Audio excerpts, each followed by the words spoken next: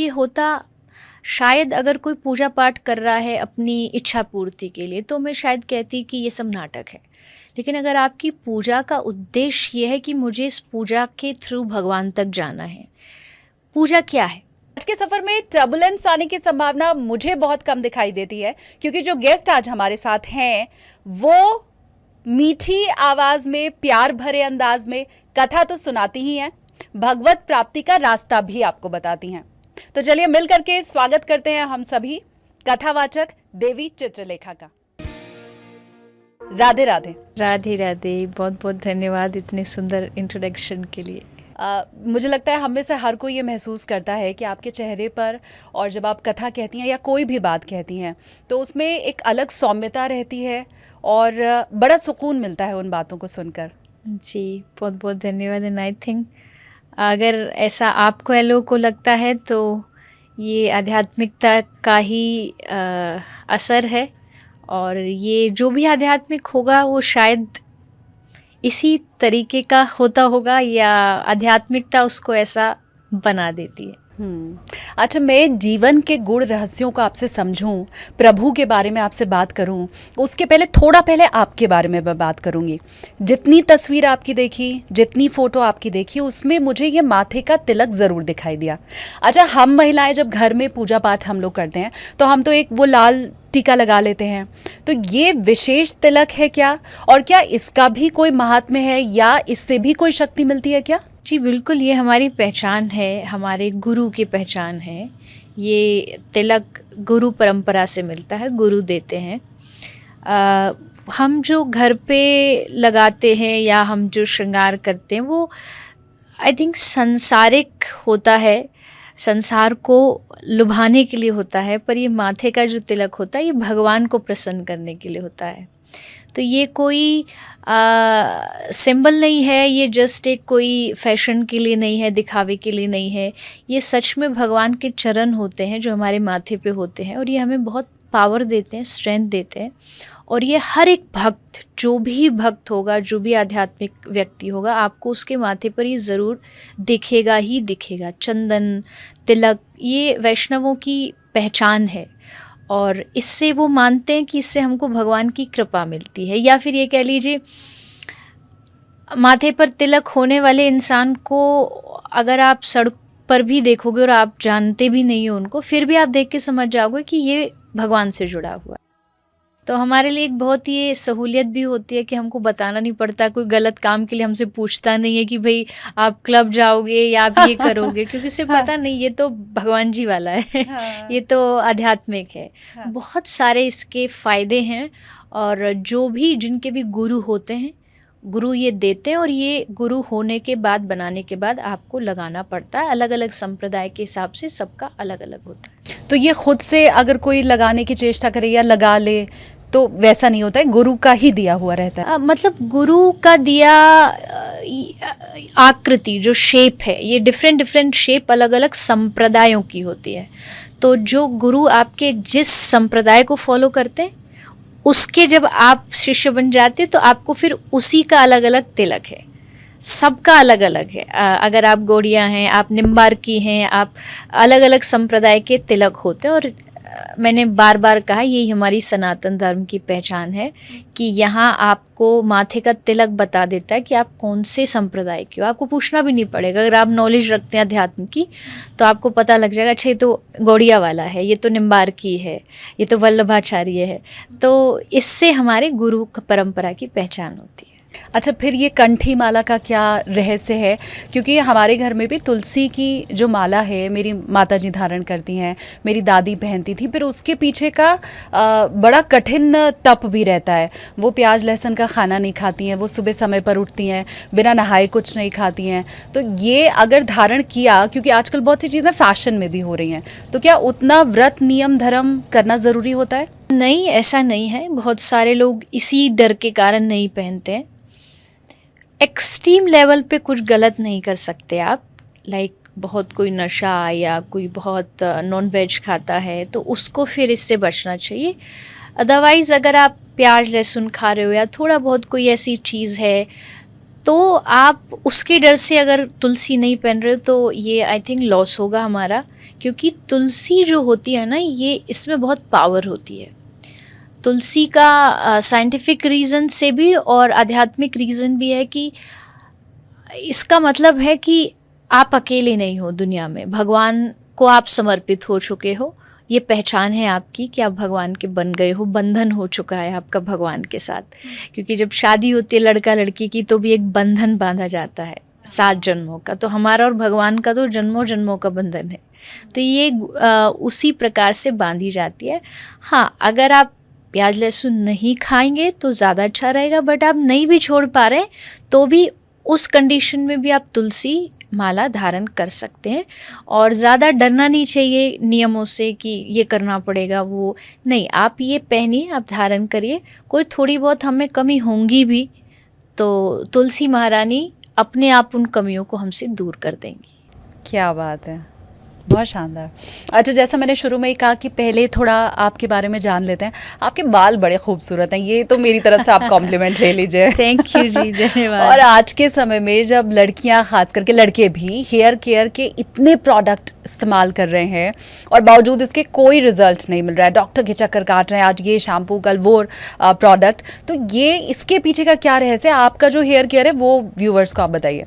मेरा hair care मुझे ही नहीं पता। मुझे जो जब अवेलेबल मिल जाए मैं वो यूज़ करती हूँ। कोई ऐसा पर्टिकुलर चीज़ नहीं है, शैम्पू नहीं है, कुछ ऐसा नहीं है। हाँ, एक चीज़ है, मैं लोग कहते हैं या पुराने ज़माने से कहते हैं भाई ऑयल लगाना चाहिए। मुझे ऑयल लगाए हुए ही पता नहीं कितने सालों हो गए। अरे कभी एक डॉक्टर को ही मिली थी, उन्होंने सजेस्ट किया था ऐसा कि नहीं लगाना चाहिए, बस वो मेरे दिमाग में आया और मैंने वो बंद कर दिया। अच्छा।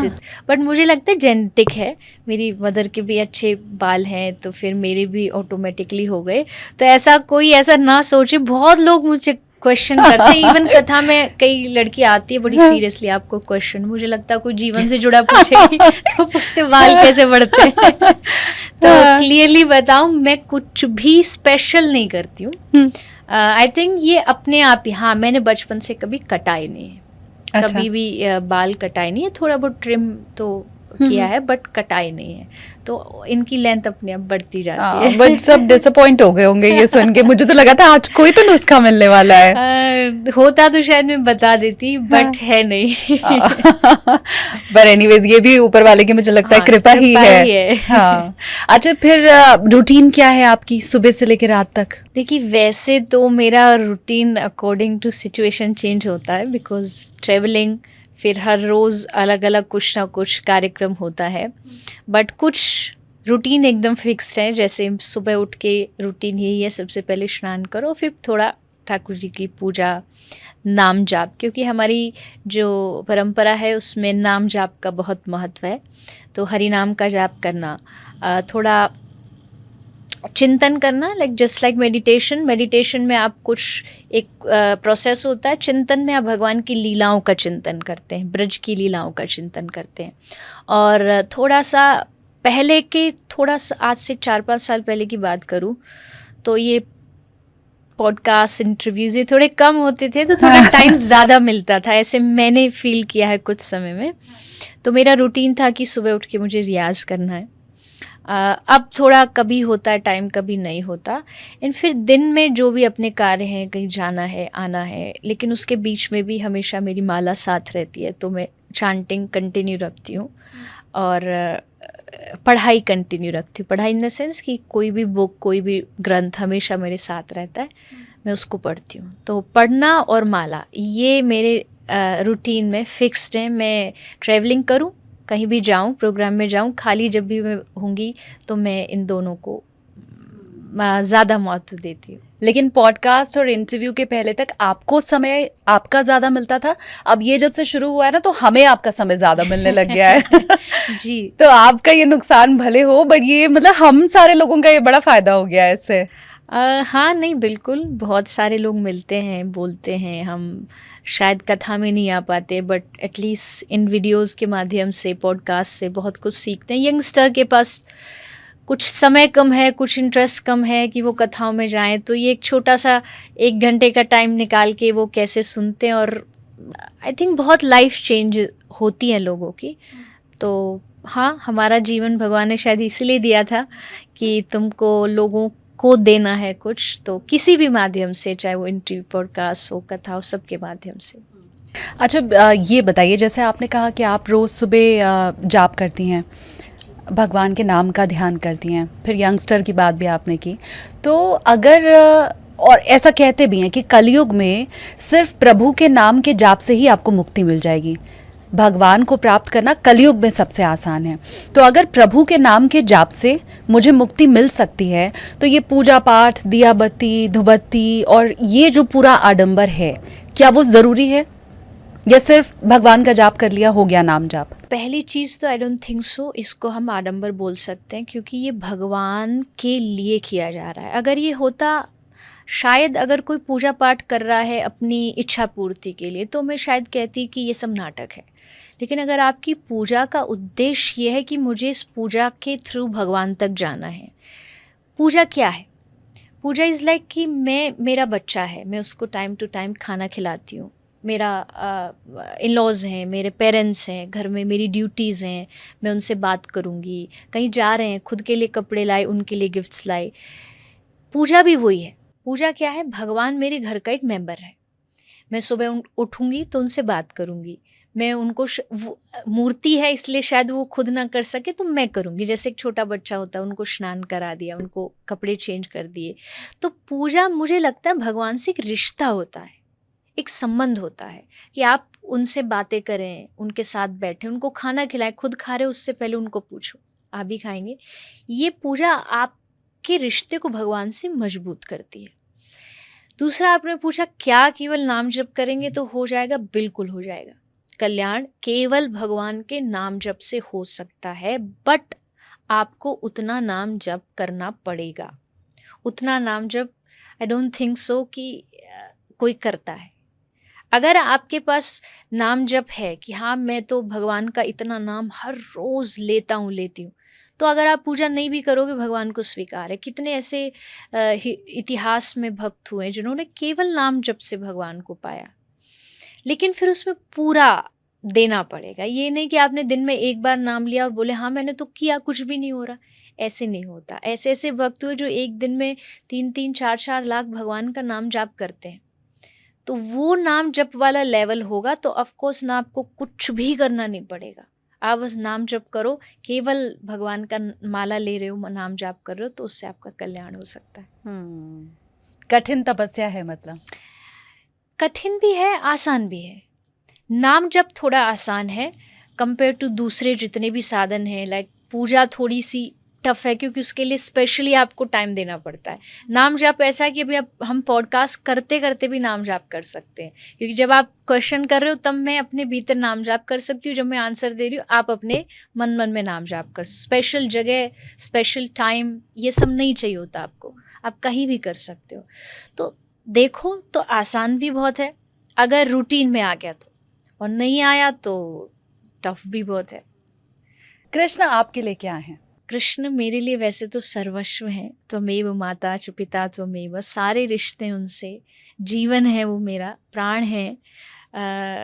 लगता है कि इस संसार में जो भी लोग घूम रहे हैं उनकी कृपा से ही हो रहा है। मैं जो बोल रही हूँ वो उनकी कृपा से हो रहा है। और बचपन से ही गुरु, माता पिता, आसपास के संत, सबके माध्यम से मेरे कानों में, मेरे जीवन में बस कृष्ण नाम ही गया है। जन्म से लेकर के आज तक जहाँ जाती हूँ मैं तो कहती हूँ हम कथावाचक कितने भाग्यशाली हैं। हम किसी की शादी में चले जाएं तो लोग कहते हैं कृष्ण भजन सुनाओ। हम किसी के मरण में भी पहुंच जाए तो भी हमको माइक दे दिया जाता है कि कृष्ण के बारे में बताओ। तो हम जहाँ जाएंगे दुनिया में हम कृष्ण की ही बातें करेंगे। तो कृष्ण आई थिंक एक वो सत्ता है, एक वो पावर है जिससे ये सारी दुनिया चल रही है, जिससे प्रकृति, नेचर चल रहा है। कृष्ण वो है जो जीवन का मूल है, आधार है, रूट है। और जब आप जब रूट में पानी देते हो ना तो अपने आप ब्रांचेस, सारे फूल फल सब उस पे लगता है।